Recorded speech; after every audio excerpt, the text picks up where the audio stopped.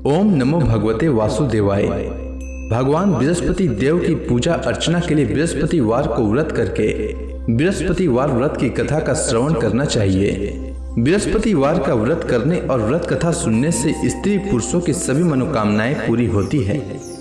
इस व्रत से धन संपत्ति की प्राप्ति होती है, निसंतानों को पुत्र प्राप्ति होती है, परिवार में सुख शांति बनी रहती है, सभी आनंद पूर्वक रहते हैं। इस व्रत में व्रत कथा का श्रवण करने का विशेष महत्व है।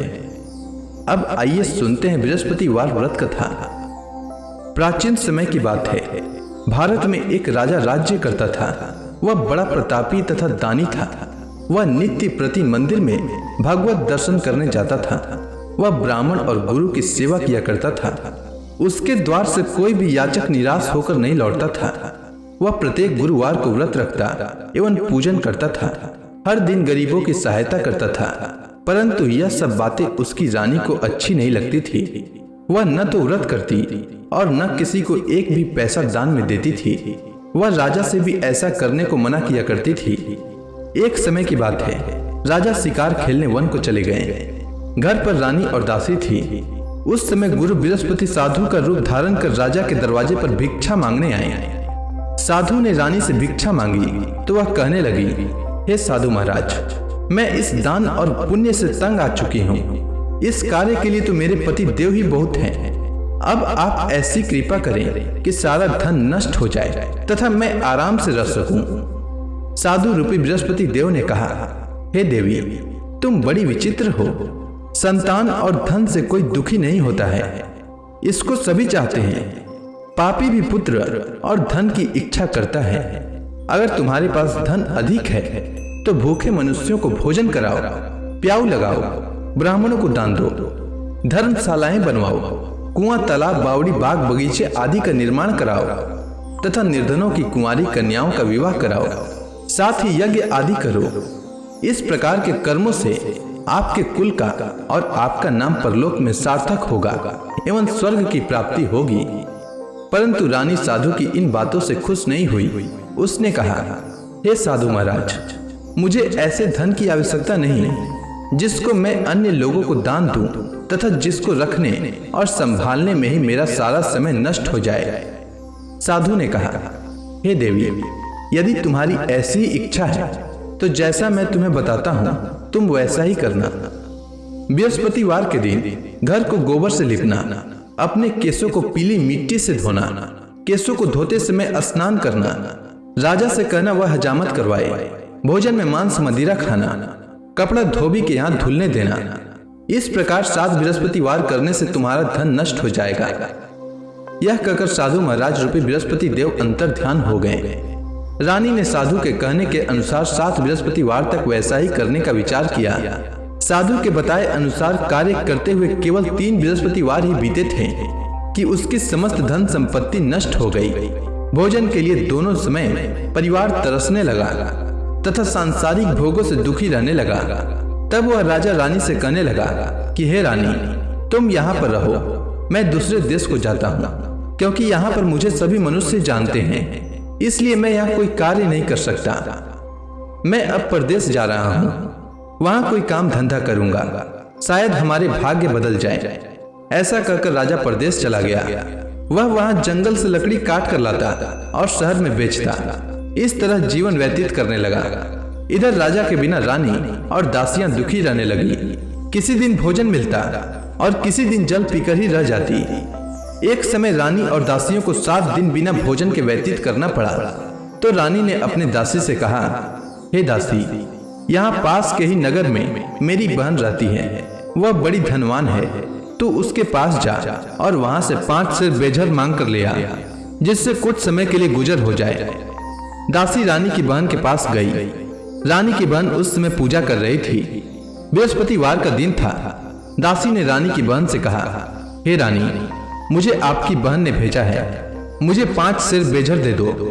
दासी ने यह बात अनेक बार कही, परंतु रानी की बहन ने कोई उत्तर नहीं दिया, क्योंकि वह उस समय बृहस्पतिवार की कथा सुन रही थी। जब दासी को रानी की बहन से कोई उत्तर नहीं मिला तो वह बहुत दुखी हुई। उसे क्रोध भी आया। वह लौटकर रानी से बोली, हे रानी, आपकी बहन बहुत ही धनी स्त्री है, वह छोटे लोगों से बात भी नहीं करती। मैंने उससे कहा तो उसने कोई उत्तर नहीं दिया। मैं वापस चली आई। रानी बोली, हे दासी, इसमें उसका कोई दोष नहीं है। जब बुरे दिन आते हैं तब कोई सहारा नहीं देता। अच्छे बुरे का पता विपत्ति में ही लगता है। जो ईश्वर की इच्छा होगी वही होगा। यह सब हमारे भाग्य का दोष है। उधर रानी की बहन ने सोचा कि मेरी बहन की दासी आई थी, परंतु मैं उससे नहीं बोली। इससे वह बहुत दुखी हुई होगी। अतः कथा सुन और भगवान विष्णु का पूजन समाप्त कर वह अपनी बहन के घर आई और कहने लगी, हे बहन, मैं बृहस्पतिवार का व्रत कर रही थी। तुम्हारी दासी हमारे घर आई थी, परंतु जब तक कथा होती है तब तक हम लोग न उठते हैं और न बोलते हैं, इसलिए मैं नहीं बोली। कहो दासी क्यों आई थी? रानी बोली, बहन, हमारे घर अनाज नहीं था। वैसे तुमसे कोई बात छिपी नहीं है। इस कारण मैंने दासी को तुम्हारे पास 5 सेर भेजर लेने के लिए भेजा था। रानी की बहन बोली, बहन देखो, बृहस्पति भगवान सबकी मनोकामना पूर्ण करते हैं। देखो, शायद तुम्हारे घर में अनाज रखा हो। यह सुनकर दासी घर के अंदर गई तो वहां उसे एक घड़ा बेझर का भरा मिल गया। उसे बड़ी हैरानी हुई क्योंकि उसने एक एक बर्तन देख लिया था। उसने बाहर आकर रानी को बताया। दासी अपनी रानी से कहने लगी, हे रानी, देखो, वैसे हमको जब अन्न नहीं मिलता तो हम रोज ही व्रत करते हैं। अगर इनसे व्रत की विधि और कथा पूछ ली जाए तो उसे हम भी किया करेंगे।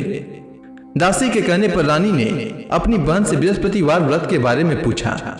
उसकी बहन ने बताया, हे रानी बहन, बृहस्पतिवार को सूर्योदय से पूर्व उठकर स्नान करके बृहस्पतिवार का व्रत करना चाहिए, लेकिन उस दिन सिर नहीं धोना चाहिए। बृहस्पतिवार के व्रत में चने की दाल और मुनक्का से विष्णु भगवान का केले के वृक्ष की जड़ में पूजन करें तथा दीपक जलाएं। उस दिन एक ही समय भोजन करें। भोजन पीले खाद्य पदार्थ का करें तथा कथा सुने। इस प्रकार करने से गुरु भगवान प्रसन्न होते हैं, अन्न पुत्र धन देते हैं, मनोकामना पूर्ण करते हैं। व्रत और पूजन की विधि बताकर रानी की बहन अपने घर लौट गई। रानी और दासी दोनों ने निश्चय किया कि बृहस्पति देव भगवान का पूजन जरूर करेंगे। 7 दिन बाद जब बृहस्पतिवार आया तो उन्होंने व्रत रखा। घुड़साल में जाकर चना और गुड़ बीन लाई तथा उसी दाल से केले की जड़ तथा विष्णु भगवान का पूजन किया। अब भोजन पीला कहाँ से आए? दोनों बड़ी दुखी हुई, परंतु उन्होंने व्रत किया था, इस कारण बृहस्पति देव भगवान प्रसन्न थे। एक साधारण व्यक्ति के रूप में वे 2 थालों में सुंदर पीला भोजन लेकर आए और दासी को देकर बोले, हे दासी, यह भोजन तुम्हारे और रानी के लिए है, तुम दोनों करना। दासी भोजन पाकर बड़ी प्रसन्न हुई और रानी से बोली, रानी जी, भोजन कर लो। रानी को भोजन आने के बारे में कुछ पता नहीं था, इसलिए वह दासी से बोली, जा तू ही भोजन कर, क्योंकि तू हमारी व्यर्थ में हंसी उड़ाती है। दासी बोली, एक व्यक्ति भोजन दे गया है। रानी कहने लगी, वह भोजन तेरे लिए दे गया है, तू ही भोजन कर। दासी ने कहा, वह व्यक्ति हम दोनों के लिए 2 थालों में भोजन दे गया है, इसलिए मैं और आप दोनों ही साथ साथ भोजन करेंगी। दोनों ने गुरु भगवान को नमस्कार कर भोजन प्रारंभ किया। उसके बाद से वे प्रत्येक बृहस्पतिवार को गुरु भगवान का व्रत और पूजन करने लगी। बृहस्पति भगवान की कृपा से उनके पास धन हो गया, परंतु रानी फिर से पहले की ही तरह आलस्य करने लगी। तब दासी बोली, देखो रानी, तुम पहले भी इस प्रकार आलस्य करती थी। तुम्हें धन के रखने में कष्ट होता था, इस कारण सभी धन नष्ट हो गया। अब गुरु भगवान की कृपा से धन मिला है तो फिर तुम्हें आलस्य होता है।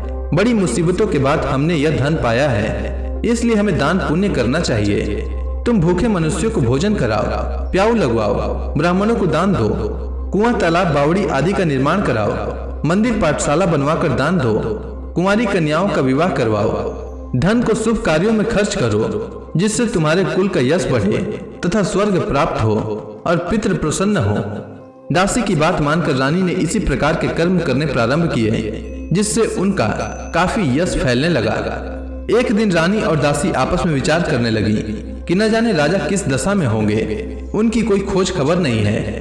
गुरु भगवान से उन्होंने प्रार्थना की और भगवान ने रात्रि में राजा को स्वप्न में कहा, हे राजा, उठ, तेरी रानी तुझको याद करती है, अब अपने देश को लौट जा।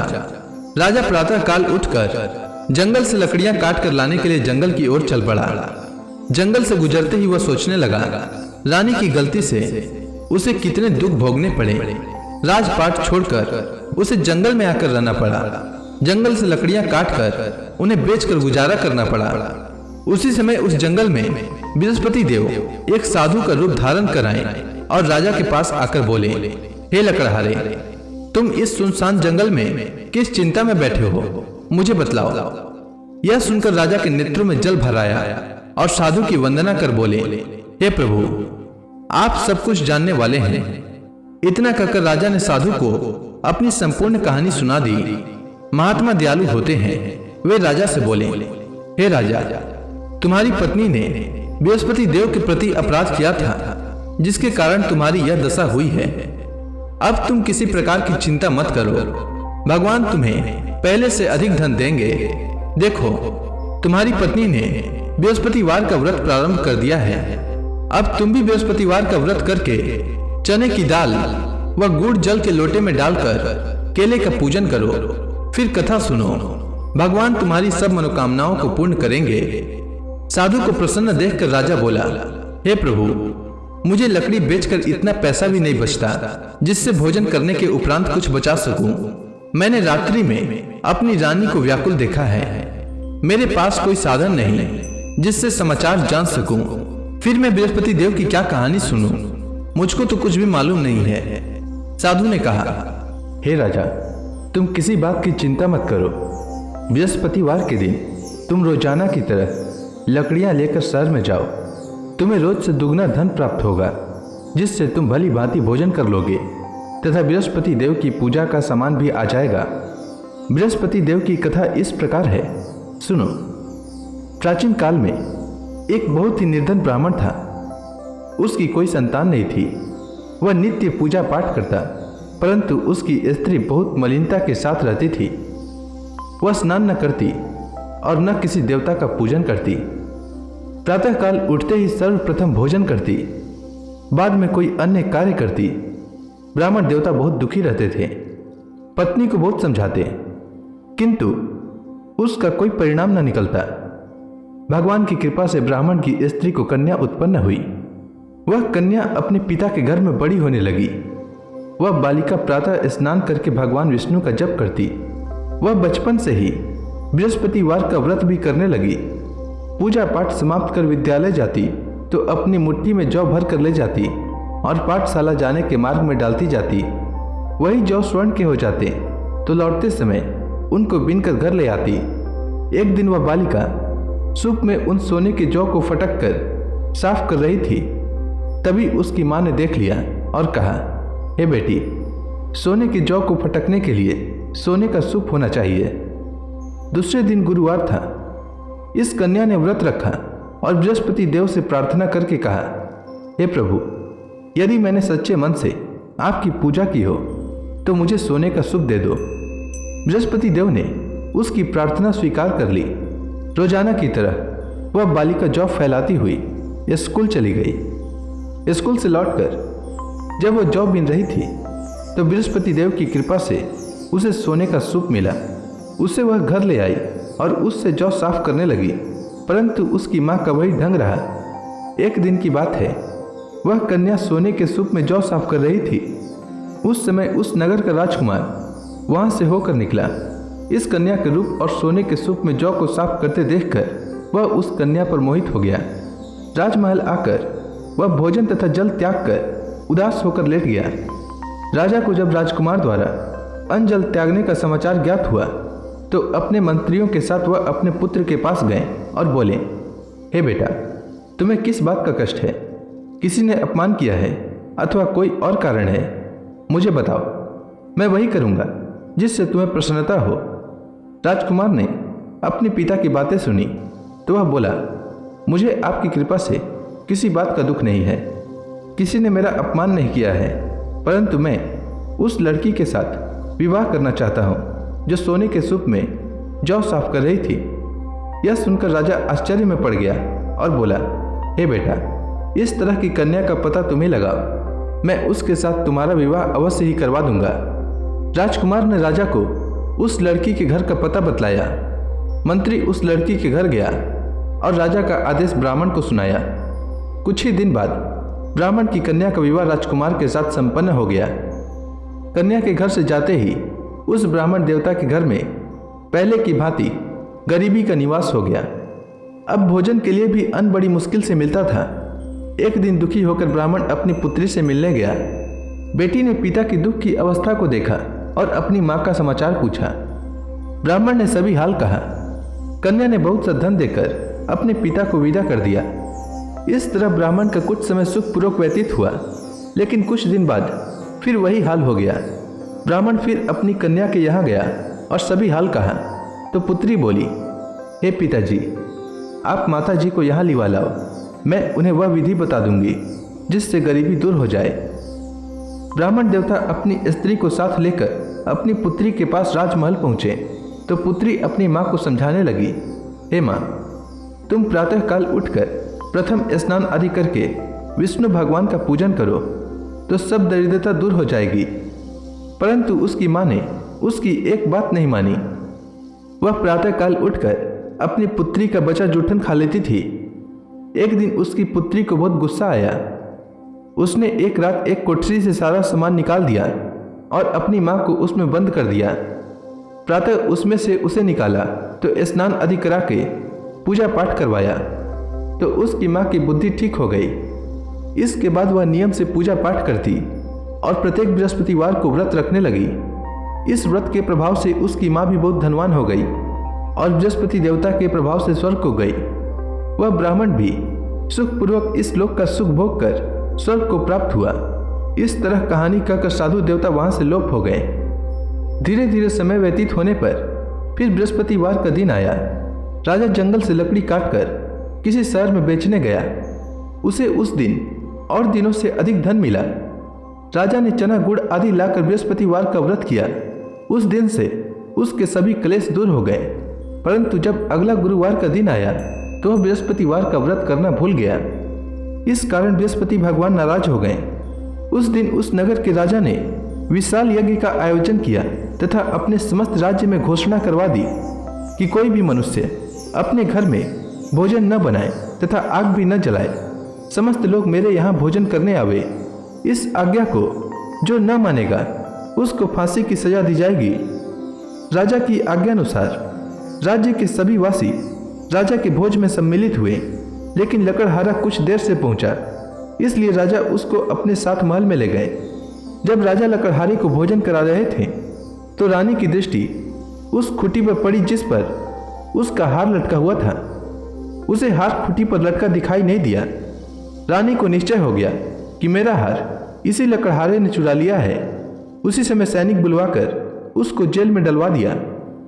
जब लकड़हारा जेल खाने में गया तो बहुत दुखी होकर विचार करने लगा कि न जाने कौन से पूर्व जन्म के कर्म से मुझे यह दुख प्राप्त हुआ है, और उसी साधु को याद करने लगा जो जंगल में मिला था। तत्काल बृहस्पति देव साधु के रूप में प्रकट हो गए और उसकी दशा को देखकर कहने लगे, अरे मूर्ख, तूने बृहस्पति देवता की कथा नहीं कही, इसी कारण तुझे दुख प्राप्त हुआ है। अब चिंता मत कर। बृहस्पतिवार के दिन जेल खाने के दरवाजे पर 4 पैसे पड़े मिलेंगे। उनसे तू बृहस्पति देव की पूजा करना तो तेरे सभी कष्ट दूर हो जाएंगे। अगले बृहस्पतिवार उसे जेल के द्वार पर 4 पैसे मिले। राजा ने पूजा का सामान मंगवाकर कथा कही और प्रसाद बांटा। उसी रात्रि को बृहस्पति देव ने उस नगर के राजा को स्वप्न में कहा, हे राजा, तूने जिस आदमी को जेल खाने में बंद कर दिया है वह निर्दोष है, वह राजा है, उसे छोड़ देना। रानी का हार उसी खुटी पर लटका हुआ है। अगर तू ऐसा नहीं करेगा तो मैं तेरे राज्य को नष्ट कर दूंगा। राजा प्रातःकाल उठा और खुटी पर हार टंगा देखकर लकड़हारे को बुलाकर क्षमा मांगी तथा राजा के योग्य सुंदर वस्त्र आभूषण भेंट कर उसे विदा किया। गुरुदेव की आज्ञानुसार राजा अपने नगर को चल दिया। राजा जब नगर के निकट पहुंचा तो उसे बड़ा ही आश्चर्य हुआ। नगर में पहले से अधिक बाग, तालाब और कुएं तथा बहुत सी धर्मशालाएं, मंदिर आदि बने हुए थे। राजा ने पूछा कि यह किसका बाग और धर्मशाला है। तब नगर के सब लोग कहने लगे कि यह सब रानी और दासी द्वारा बनाए गए हैं। राजा को आश्चर्य हुआ और गुस्सा भी आया। जब रानी ने खबर सुनी कि राजा आ रहे हैं तो उसने अपनी दासी से कहा, हे दासी, देख, राजा हमको कितनी बुरी हालत में छोड़ गए थे। वह हमारी ऐसी हालत देखकर लौट न जाएं, इसलिए तू दरवाजे पर खड़ी हो जा। रानी की आज्ञा अनुसार दासी दरवाजे पर खड़ी हो गई। जब राजा आए तो उन्हें अपने साथ महल में लिवा लाई। तब राजा ने क्रोध करके अपनी तलवार निकाली और पूछने लगा, बताओ, यह धन तुम्हें कैसे प्राप्त हुआ है? तब रानी ने बताया, हमें यह सब धन बृहस्पति देव के व्रत के प्रभाव से प्राप्त हुआ है। राजा ने तब निश्चय किया कि 7 रोज बाद तो सभी बृहस्पति देव का पूजन करते हैं, परंतु मैं रोजाना दिन में 3 बार कथा कहा करूंगा तथा रोज व्रत किया करूंगा। अब हर समय राजा के दुपट्टे में चने की दाल बंधी रहती तथा दिन में 3 बार कथा कहता। एक रोज राजा ने विचार किया कि चलो अपनी बहन के यहाँ हो आवे। इस तरह का निश्चय कर राजा घोड़े पर सवार हो अपनी बहन के यहाँ चल दिया। मार्ग में उसने देखा कि कुछ आदमी एक मुर्दे को लिए जा रहे हैं। उन्हें रोककर राजा कहने लगा, अरे भाइयों, मेरी बृहस्पतिवार की कथा सुन लो। वे बोले, लो, हमारा तो आदमी मर गया है, इसको अपनी कथा की पड़ी है। परंतु कुछ आदमी बोले, अच्छा कहो, हम तुम्हारी कथा भी सुनेंगे। राजा ने दाल निकाली और कथा कहनी शुरू कर दी। जब कथा आधी हुई तो मुर्दा हिलने लगा और जब कथा समाप्त हुई तो राम राम करते हुए वह मुर्दा खड़ा हो गया। राजा आगे बढ़ा। उसे चलते चलते शाम हो गई। आगे मार्ग में उसे एक किसान खेत में हल चलाता मिला। राजा उससे बोला, अरे भैया, तुम मेरी बृहस्पतिवार की कथा सुन लो। किसान बोला, जब तक मैं तेरी कथा सुनूंगा तब तक 4 हरया जोत लूंगा। जा अपनी कथा किसी और को सुनाना। राजा आगे चलने लगा। राजा के हटते ही बैल पछाड़ खाकर गिर गए तथा किसान के पेट में बहुत जोर से दर्द होने लगा। उसी समय किसान की पत्नी रोटी लेकर आई। उसने जब यह देखा तो सब हाल पूछा। बुढ़िया दौड़ी दौड़ी उस घुड़सवार के पास गई और उससे बोली, मैं तेरी कथा सुनूंगी, तू अपनी कथा मेरे खेत पर ही चलकर कहना। राजा ने लौटकर बुढ़िया के खेत पर जाकर कथा कही, जिसके सुनते ही बैल खड़े हो गए तथा किसान के पेट का दर्द भी बंद हो गया। राजा अपनी बहन के घर पहुंच गया। बहन ने भाई की खूब मेहमानी की। दूसरे रोज प्रातःकाल राजा जागा तो वह देखने लगा कि सब लोग भोजन कर रहे हैं। राजा ने जब अपनी बहन से पूछा कि ऐसा कोई मनुष्य है जिसने भोजन नहीं किया हो, जो मेरी बृहस्पतिवार की कथा सुन ले, तो बहन बोली, हे भैया, यह देश ऐसा ही है। पहले यहाँ के लोग भोजन करते हैं, बाद में अन्य काम करते हैं। अगर पड़ोस में कोई हो तो दिखाती हूँ। ऐसा कहकर बहन देखने चली, परंतु उसे कोई भी ऐसा व्यक्ति नहीं मिला जिसने भोजन न किया हो। वह एक कुम्हार के घर गई जिसका लड़का बीमार था। उसे मालूम हुआ कि उसके यहाँ 3 दिन से किसी ने भोजन नहीं किया है। रानी ने अपनी भाई की कथा सुनने के लिए कुम्हार से कहा। वह तैयार हो गया। राजा ने जाकर बृहस्पतिवार की कथा कही, जिसको सुनकर उसका लड़का ठीक हो गया। अब तो राजा की प्रशंसा होने लगी। एक दिन राजा ने अपनी बहन से कहा, हे बहन, मैं अपने घर जाऊंगा, तुम भी तैयार हो जाओ। राजा की बहन ने अपनी सास से अपने भाई के साथ जाने की आज्ञा मांगी। सास बोली, चली जा, परंतु अपने लड़कों को मत ले जाना, क्योंकि तेरे भाई को कोई संतान नहीं होती है। बहन ने अपने भाई से कहा, हे भैया, मैं तो चलूंगी, परंतु कोई बालक नहीं जाएगा। राजा ने कहा, जब कोई बालक नहीं चलेगा तब तुम जाकर ही क्या करोगी? दुखी मन से राजा अपने नगर को लौट आया। राजा ने अपनी रानी से कहा, हम निसंतान हैं, इसलिए कोई हमारे घर आना पसंद नहीं करता। इतना कह वह बिना भोजन आदि किए शैया पर लेट गया। रानी बोली, हे प्रभु, बृहस्पति देव ने हमें सब कुछ दिया है, वे हमें संतान भी अवश्य देंगे। उसी रात बृहस्पति देव ने राजा को स्वप्न में कहा, हे राजा, उठ, सभी सोच त्याग दे, तेरी रानी गर्भवती है। राजा को यह जानकर बड़ी खुशी हुई। 9वें महीने रानी के गर्भ से एक सुंदर पुत्र पैदा हुआ। जब राजा की बहन ने यह शुभ समाचार सुना तो वह बहुत खुश हुई तथा बधाई लेकर अपने भाई के यहाँ आई। तभी रानी ने कहा, घोड़ा चढ़कर नहीं आई, गधा चढ़ी आई। रानी की बहन बोली, भाई मैं इस प्रकार न कहती तो तुम्हें औलाद कैसे मिलती। बृहस्पति देव ऐसे ही हैं, जिसके मन में जो कामनाएं रहती है सभी को पूर्ण करते हैं। जो सद्भावना पूर्वक बृहस्पतिवार का व्रत करता है एवं यह कथा पढ़ता है अथवा सुनता है और दूसरों को सुनाता है, बृहस्पति देव उसकी सभी मनोकामना पूर्ण करते हैं। बृहस्पति देव उनकी सदैव रक्षा करते हैं। जो संसार में सद्भावना व सच्चे हृदय से बृहस्पति देव का पूजन करते हैं, उनकी सभी मनोकामनाएं उसी प्रकार पूर्ण होती है जैसे रानी और राजा ने बृहस्पति देव की कथा का गुणगान किया। उनकी सभी इच्छाएं बृहस्पति देव ने पूर्ण की। मनुष्य को हृदय से उनका मनन करते हुए जयकारा करना चाहिए। तो प्रेम से बोलिए, बृहस्पति देव की जय, विष्णु भगवान की जय, समस्त देवी देवताओं की जय। अब आप सभी भक्तगण हाथ जोड़कर भगवान श्री हरि का ध्यान करें। आरती होने वाली है। ओम जय जगदीश हरे, स्वामी जय जगदीश हरे। भक्त जनों के संकट, भक्त जनों के संकट क्षण में दूर करे। ओम जय जगदीश हरे।